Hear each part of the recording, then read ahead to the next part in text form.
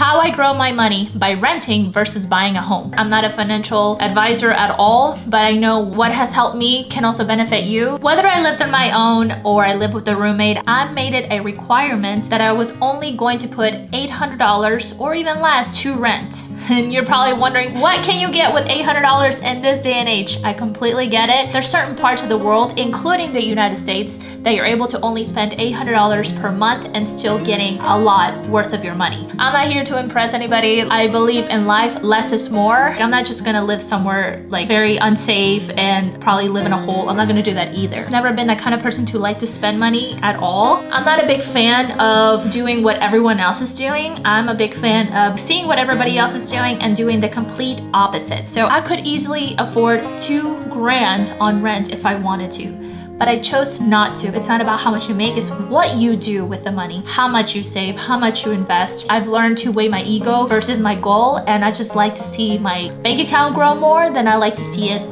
flee. So, and I don't think it's anyone's business spending $2,000 on rent when they're not in the best financial situation either. I don't think that's very smart. That's actually working paycheck to paycheck. It's not so much let me make more money. It's like, what are you doing with your money right now? You know, most people live paycheck to paycheck today because of all the expenses that they have. And the sooner you lower those expenses, you are no longer living paycheck to paycheck. You are no longer living in the stresses of life to be able to make ends meet. I just don't believe in working so hard just to be able to survive. For some people, they live great, they look like they have a lot of money, but no, honey. Show me your bank balance, show me the expenses you spent this month. I want to know the real data, not how you're living, because oftentimes how people are living doesn't really depend on their financial status. And I really want to challenge you thinking that way too. Like, why are we doing this anyways? Like, who are we trying to impress? We may lose friends in the way, but who cares? Like, those people weren't even your friends in the beginning. Live life according to your rules, according to your standards, and what is really important to you, and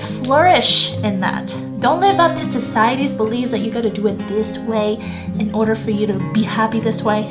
If you're looking to grow your money and also be financially independent and free, I wouldn't rely so much on the government. I believe being a governor of your finances and also creating your own economy. Even if you have to make a little sacrifices along the way, those so-called sacrifices are leading you to where you truly want to be. And it all starts with you. I don't like to increase my expenses because I know I'm making someone else very wealthy. The only thing I gotta do to switch that mindset is not give into those expenses and actually know where my money is going by printing out my bank statement and eliminating those luxury expenses that I don't need. Do you want to be broke and living up to society's beliefs and expectations and culture? Or do you want to be financially free, financially independent, having freedom, being happy, being fulfilled, prosperous, having abundance all around you, living the best life ever up here? So weigh those two and figure out which one weighs more. When it comes to buying a home, I could buy a home if I wanted to. I think it would be a very foolish thing for me to do, at least right now, because I don't see myself paying for a mortgage for the next 15 to 30 years. With renting, you have more of a freedom to live where it is that you want to live all around the world. I feel like with a house, you have to be stuck there until you pay off your mortgage. There's no freedom in that. I know some people have different beliefs in that, but for me, like for you to have actual freedom and have flexibility, renting can help you grow your money even more. I'm the type of person that wants to explore the world, wants to see the world. And sometimes it requires me becoming a nomad and just living in different parts of the world for a certain amount of time. I wouldn't be able to do that if I'm stuck on a mortgage. Do you hear what I'm saying? I believe just renting gives you more options, gives you more freedom, is help you to be able to grow your income. I'm not bashing buying a home. I feel like you have to understand what season that you're in. I still wouldn't recommend buying a home. I feel like with renting, I can have more control of my finances. So it really depends on you. Like if you are ready to like have children, like if you just love being at a place for the rest of your life, maybe buying a home is definitely for you. But if you're the type of person that you're adventurous, spontaneous, and you want to live life and see other parts of the world, learn new languages, taste new cuisine, live there for a couple of years here and there. I don't like to be controlled. So you can tell I'm a little bit of a control freak, so, and that can be a curse and it could be a good thing. I don't want to be tied down to one location only and having to make ends meet and work really hard to pay that off. Right now, I am growing my income in a way that I have multiple sources of income growing for me to a certain amount. I'm not there yet. So for me to buy a house right now, I think that would be extremely foolish. I want to be very prepared. So the moment that I do have multiple sources of income growing for me on the side and things like that, like this YouTube channel, through YouTube AdSense, sponsorships, affiliate links, you name it. And once my financial situation is a little bit more wise, then of course I would consider buying a home, especially if I'm looking to get married with my boyfriend and obviously start a family. Notice I didn't say settling because I hate that word. I really do. Looking to continue to grow in my life as a woman and a businesswoman. Once I have those situations in order, then of course I would buy a house, sources of income on the side growing for me that I built over the years. And to me, I feel like that's more of a financial wise decision to do than having to do it right now when I'm not even there yet. Other than that, I have no business, not even for my ego, to go ahead and buy a house. And I like to save it, I like to invest it, I like to grow it. So this is one of the ways as to why I don't buy a home at the moment. I never really consider being in consumer debt. I know marketers are phenomenal to get into your mind and be like, this is a great offer and this is the kind of interest you're gonna get. Honey, no, that's just like another bondage that you have to deal with and trying to get out of it for years. Why would someone do that?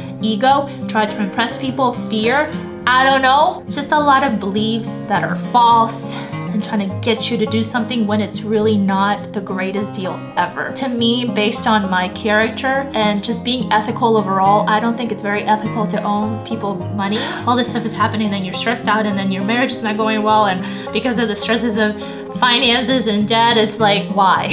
What's more important? A house, it really is a liability. It's not gonna make me money unless I buy it at the right time and I fix it all up, and I don't like debt. I wanna pay everyone back as soon as possible because it's the ethical thing to do. Like getting a loan to buy a home, that is consumer debt. Like you can get out of a rent situation whenever you want. In a house, you can't do that. I feel like we're not in control of our lives by buying a home just because we're getting a certain interest when you do that. That's why I was able to grow my income, start multiple business ventures, a business of my dreams, and also double my income and be in control where my finances are going and be able to invest into stocks, being able to grow these multiple assets. Like if we had to buy a house outside of the US, yes, sure, maybe, depends where. I feel like people, to get out of debt, they have to be a millionaire. They get out of debt with those millions, but what they don't know is that that habit is still there. They're gonna go right back into debt. There wasn't a solid foundation being built from the beginning. And you can still increase your income while you're getting out of debt, and it doesn't require you for you to make more money. It just, look at your expenses. Are you spending foolishly? Maybe time to cancel those things and start being wise. People think that wealth, like you create wealth and riches overnight. That's entirely impossible. Yes, it happens for some people, but then they're right back broke and right back into debt. For you to grow actual wealth, it takes little by little. I know it's not the most sexiest advice ever. You don't want to just make millions overnight, then having to spend it all overnight. that just creates more problems in our lives and perhaps even addictions in our lives. Like it just takes it to the next level that we don't even want to be in. So when it comes to investing, people feel like they need to be millionaires in order for them to start investing. That's also false. I started to invest when I had barely anything, and now my money is growing on the side for me. Make sure you like this video, share it with anyone that needs to hear this message, and also subscribe to the channel if you want to see more videos like this. Also comment below your takeaways, and if you want to know more as far as how to be able to know everything that I just said, watch this video here to help you to get out of debt little by little and also grow your income, grow your wealth. It's going to be worthwhile and it's going to save you a lot of headache and a lot of heartache. I look forward to seeing you in the next video next week. Love you very much. I believe in you. Let's make this happen.